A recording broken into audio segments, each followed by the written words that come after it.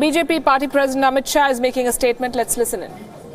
3 किस्तों में ये 6,000 रुपया हर किसान के पास पहुंचेगा और इसके कारण सरकार करीब 75,000 करोड़ रुपए का बोझ सहन कर किसान भाइयों के मदद के लिए खड़ी रहेगी। मैं मानता हूं कि ये कदम किसान की आय दोगुना करने में बहुत उपयोगी होगा, क्योंकि जो किसान बैंक से ऋण नहीं लेते हैं उनको भी ये फायदा होने वाला है। बैंक के कर्ज की माफी सिर्फ एक बार होती है। बैंक के कर्ज माफ करने से उन्हीं किसानों को फायदा होता है जो ऋण लेते हैं।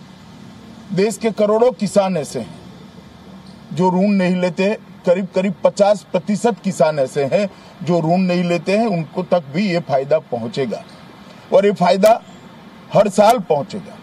ये योजना है, जैसे मनरेगा हर साल होती है इसी तरह से ये योजना हर साल रहेगी। तो मैं मानता हूं एक लंबे समय के लिए किसानों को सहायता देने की ये योजना देश के हर गरीब किसान के लिए, छोटे किसान के लिए बहुत, उनको इनपुट्स के लिए, किसान को खेती की शुरुआत करने के लिए बहुत मददरूप होगी। इसके साथ कामधेनु संवर्धन आयोग बनाकर प्रधानमंत्री जी ने गौ संवर्धन के लिए बहुत बड़ा कदम उठाया है। हमारे संविधान के मार्गदर्शक सिद्धांतों में गौ संवर्धन और गौ संरक्षण दोनों प्रमुख रूप से उल्लेखित किए गए हैं। गायों की नस्ल को सुरक्षित करना, उसको बढ़ावा देना, गौशालाओं का निर्माण करना, अनेक विध गौ संवर्धन के उद्देश्यों को एक कामधेनु संवर्धन आयोग पूर्ण करने में सहायता करेगा। और हमारी सनातन संस्कृति में चाहे पूज्य बापू हो या विनोबा भावे, सबने गाय के महत्व को हमारे समाज जीवन में, हमारे अर्थ जीवन में स्वीकारा है और प्रधानमंत्री जी ने कामधेनु संवर्धन आयोग से इसको बल देने का काम किया है। किसान क्रेडिट कार्ड में समय पर भुगतान करने पर कुल 2 और 3 ऐसे 5% की रियायत देकर एक बहुत बड़ी और राहत समय पर भुगतान करने वाले किसानों को दी है। मैं मानता हूं ये बहुत बड़ी बात है।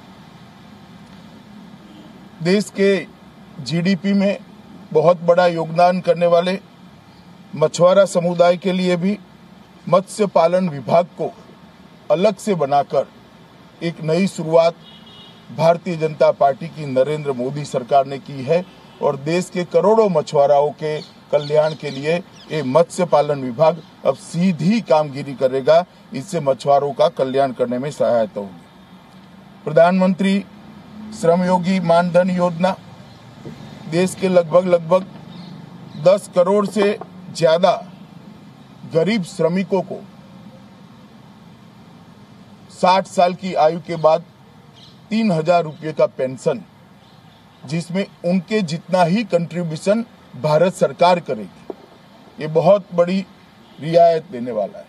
छोटा सा ठेला चलाने वाला, पग रिक्शा चलाने वाला, छोटे छोटे काम करने वाले, खुदरा मजदूरी करने वाले सभी श्रमिकों की वृद्धावस्था में ये 3 रुपया उनकी वृद्धावस्था को पार करने में बहुत सहायता करेगा।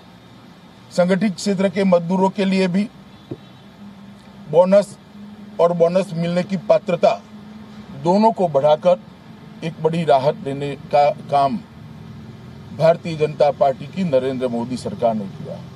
घुमंतु समुदाय के लिए भी एक आयोग बनाकर घुमंती जातियों के कल्याण के लिए अब सीधा काम करने का एक जरिया भारत सरकार ने इस बजट में शुरू किया है। मैं मानता हूं कि घुमंतु जातियों के लिए भी ये बहुत बड़ी बात है। 1 लाख गांवों को डिजिटल करने का जो फैसला लिया है, उससे गांवों के अंदर रोजगारी भी बढ़ेगी, गांव और शहर का अंतर भी कम होगा, गांव की शिक्षा में भी सुधार होगा, गांव के स्वास्थ्य में भी सुधार होगा और गांव को सेल्फ सफिशिएंट बनाने में, ये गांव को डिजिटल करने का जो फैसला लिया गया है, मैं मानता हूं ये बहुत बड़ा फैसला है और इसके लिए हम नरेंद्र मोदी जी को पार्टी की ओर से बधाई देते हैं। BJP President Amit Shah there speaking about the budget and the highlights and what it brings for various sections of society. With us is Naina Lal Kidwai. Your take, first of all, on this budget.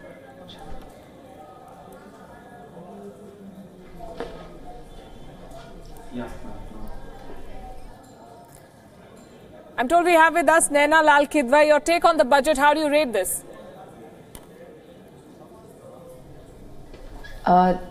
Hi, happy to be on your channel.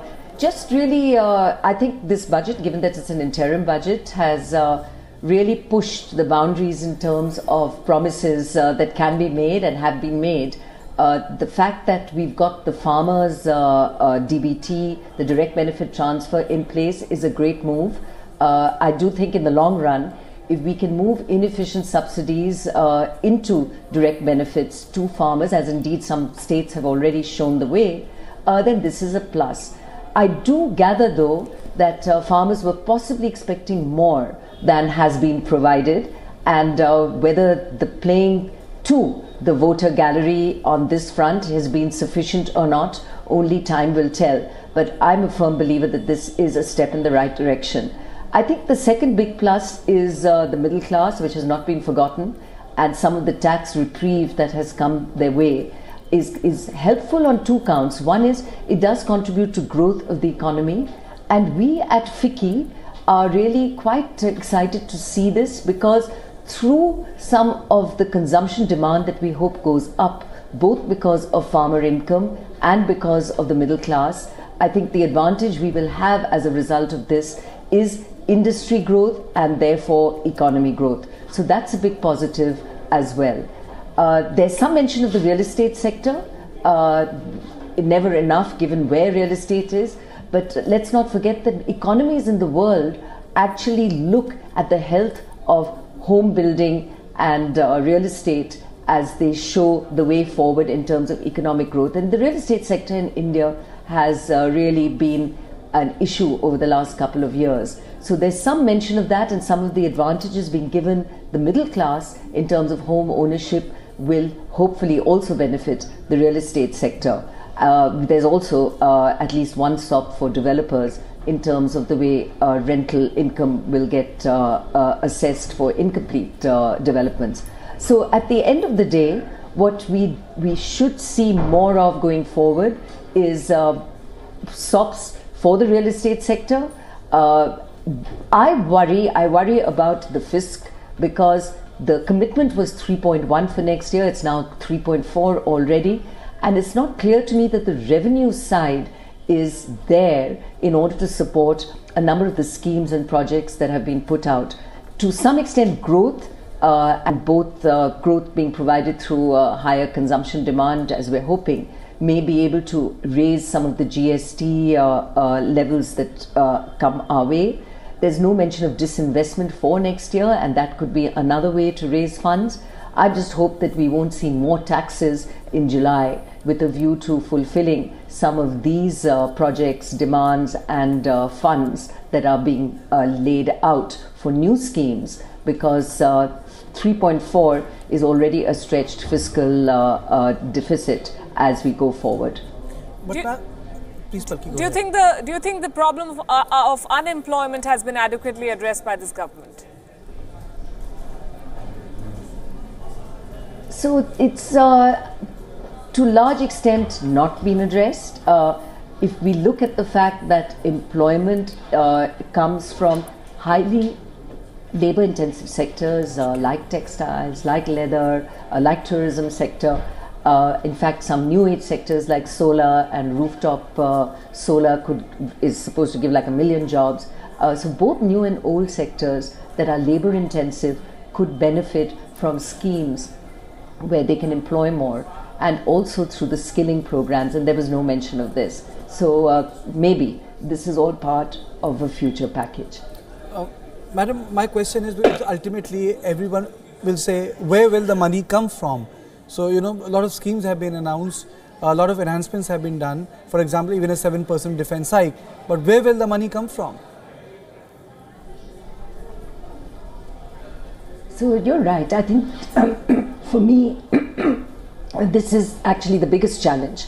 Where is the money going to come from? And a fisc which is already projected at 3.4 may not be enough if the GST incomes, the disinvestment, other ways of raising money are not in fact evident.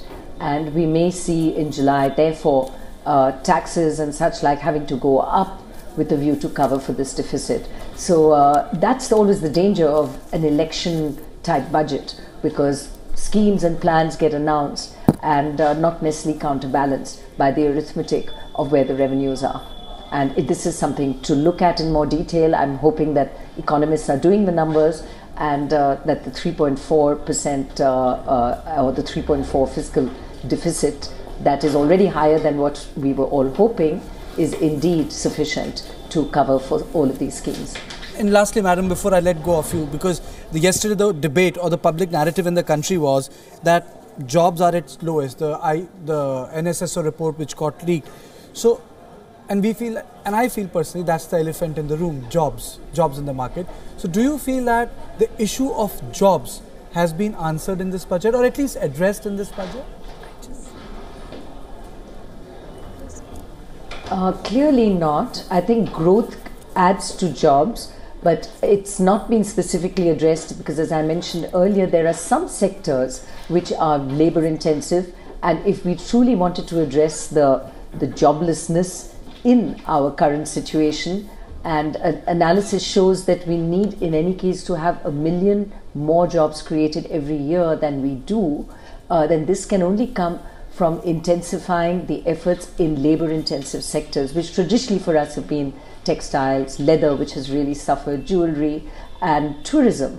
And then the new sectors like solar and others, which can be big employers. So a focus on that, a focus on entrepreneurship, a focus on skilling are the three legs which we need very serious addressing of as we go forward into creating more jobs, because as we well know, we are adding young people to our workforce at a level which we are just not being able to provide jobs, and that can and will be one of the biggest challenges for us in the country. Naina Lal Kidwai, thanks very much. Good to have you on the show, and thank you for joining us here on Wion. Jasper, I'm looking at reactions from experts online as well, and one of them has said that this is the biggest income tax gimmick in a budget. Would you agree with this assessment? I don't know if I'd use the word gimmick. You know, we all know what it's designed to do, which is to influence the sentiment and opinions of the 30 million people who will benefit from it. Yeah, it's not without benefit in itself, because one assumes that the money saved in taxes will then be spent in the consumer economy. So I wouldn't entirely call it a gimmick. I think, you know, actually in a funny way, I understand that strategy more than many of the others.